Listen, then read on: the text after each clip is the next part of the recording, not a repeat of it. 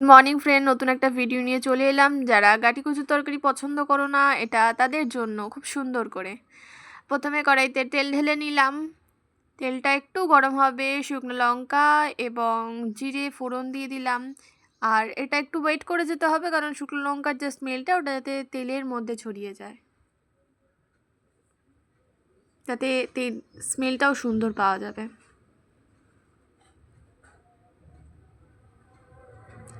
আর তার মধ্যে এবার একে একে সব সবজিগুলো দিয়ে দেওয়া হবে। দেন সবজিগুলো কিন্তু বয়েল করা রয়েছে। তো এখানে বয়েল করার অ্যাকচুয়ালি একটা কারণ হচ্ছে এই জন্য, যাতে আমরা গাটি কচুটা একটু সফট সফট ফিল করি। তাই এর মধ্যে হলুদ দিয়ে দেওয়া হলো এবং নুন দিয়ে দেওয়া হবে।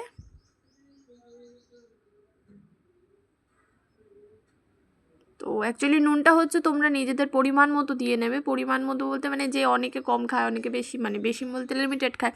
তো যে যেরকমভাবে খাবে ওটা ওই পরিমাণ মতো দিয়ে এটাকে একটু ভালো করে একটুখানি ফ্রাই করে নেবে। ফ্রাই মিন খুব কড়কড়া ফ্রাই না, যাতে একটুখানি মশলাপাতিগুলো ঢোকে আর মানে সেদ্ধর মধ্যে।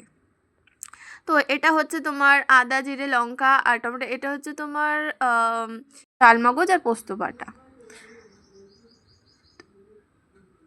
এবার এটা একটু ফ্রাই হয়ে গেছে। এর মধ্যে আদা জিরে টমেটো সব কাঁচা লঙ্কা বাটা এভরিথিং দিয়ে এটাকে একটু নাড়িয়ে নিতে হবে, যাতে সব মশলাগুলো একটুখানি কষানো যেটা বলে, একটু কষিয়ে নেওয়া হবে, যাতে সব যত মশলার টেস্ট আছে সব যাতে সবজির মধ্যে যায়। এটা হচ্ছে ধনে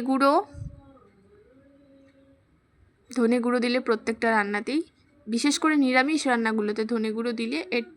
এটা হচ্ছে চালমগজ বাটা আর পোস্ত বাটা দিয়ে দিলাম। আচ্ছা, যেটা বলছিলাম, ধনে গুঁড়ো দিলে অ্যাকচুয়ালি তোমার টেস্টটা বাড়ে। যে কোনো নিরামিষ তরকারিতে একটু ধনে গুঁড়ো দিয়ে দেখবে, খেতে খুবই ভালো লাগবে। তো এটা একটু কষিয়ে নেব, একটু ওয়েট করে যাব। যখন দেখবে যে ফুটে গেছে, ভালো করে সেদ্ধ হয়ে গেছে, তখন একটু চিনি দিয়ে দেবে। আমি একটু চিনি দিয়ে দিলাম পরিমাণ মতো। যে যেরকম খাও, কেউ মিষ্টি কম খাও, একদমই খাও না, আবার কেউ একটু মিষ্টি খাও। তো তারপরে এটা গরম মশলা দেওয়া হলো। এখানে গরম মশলা দিলে নিরামিষ তরকারিতে খুবই সুন্দর গন্ধ আসে।